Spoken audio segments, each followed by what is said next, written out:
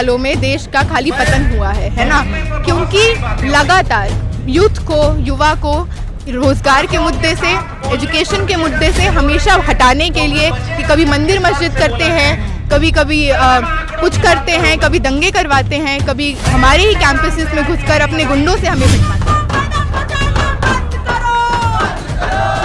इससे प्राइवेटाइजेशन होगा, courses double triple होंगे। अभी अगर हम 10,000 15,000 देते हैं तो एकदम से 1.5 लाख 2 लाख हो जाए।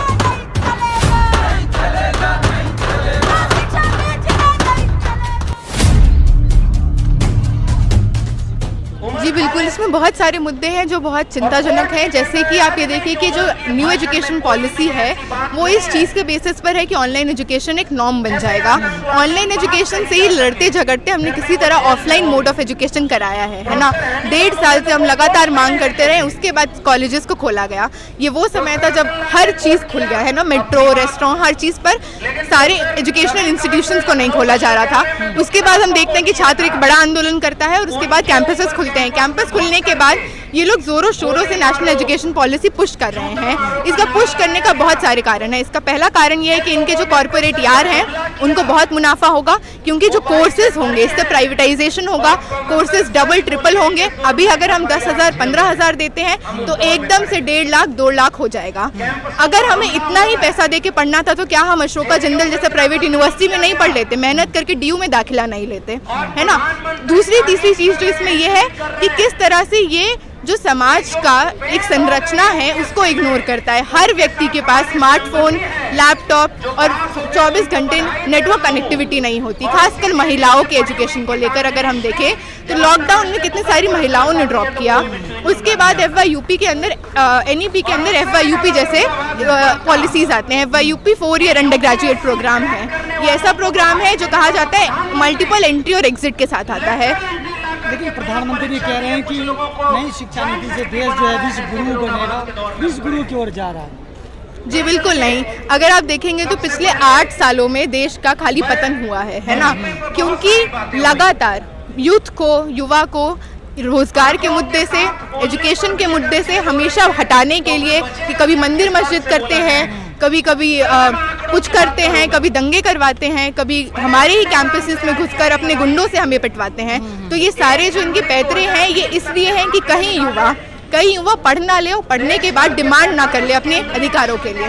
तो हम देखते हैं कि जैसे आप नई शिक्षा नीति को लेकर, न्यू एजुकेशन पॉलिसी को लेकर प्रदर्शन कर रहे हैं, लेकिन जो मेन स्ट्रीम मीडिया है वो आपको कवर नहीं दे रही है। जो दूसरा मुद्दा, धर्म का मुद्दा हो या मंदिर मस्जिद, उस पर कवर दे रही है। जी बिल्कुल, और यही सबसे बड़ा कारण है जो देश में जो लोग हैं जो जिनको फर्क नहीं पड़ रहा, उसका सबसे बड़ा कारण ये है क्योंकि वो ये जो मीडिया है, जो मेन स्ट्रीम मीडिया है, उसको कंज्यूम कर रहे हैं। वो जो नफरत की राजनीति PM बोल रहा है उसको वो मीडिया उसको पानी दे रहा है, उसको और मतलब बढ़ाने में एक तरह से मदद कर रहा है। और वही मीडिया को हमारे घर वाले, हमारे देश का एक बड़ा तबका कंज्यूम करता है।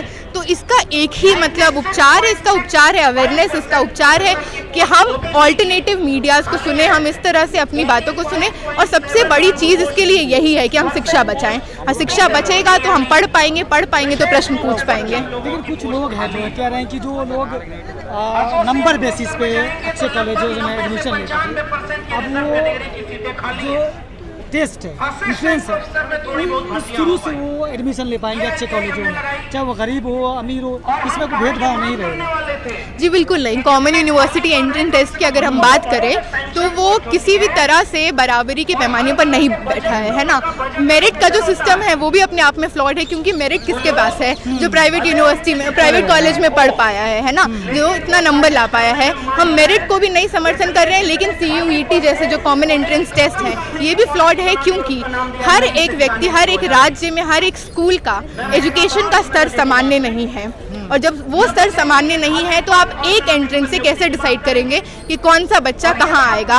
ये सरासर एक सामाजिक अन्याय है जिसके खिलाफ हम लोग यहाँ पर एकजुट हैं। जैसे DU की हम बात करें तो बिहार के जो छात्र होते हैं, बिहार से आते हैं, बहुत कम होते हैं। बाकी जो स्टेट्स हैं, जैसे केरला की बात अक्सर इस बार भी उठी थी कि ज़्यादा नंबर लाकर वो एंट्रेंस ले, मतलब एडमिशन ले लेते, दाखिला ले लेते।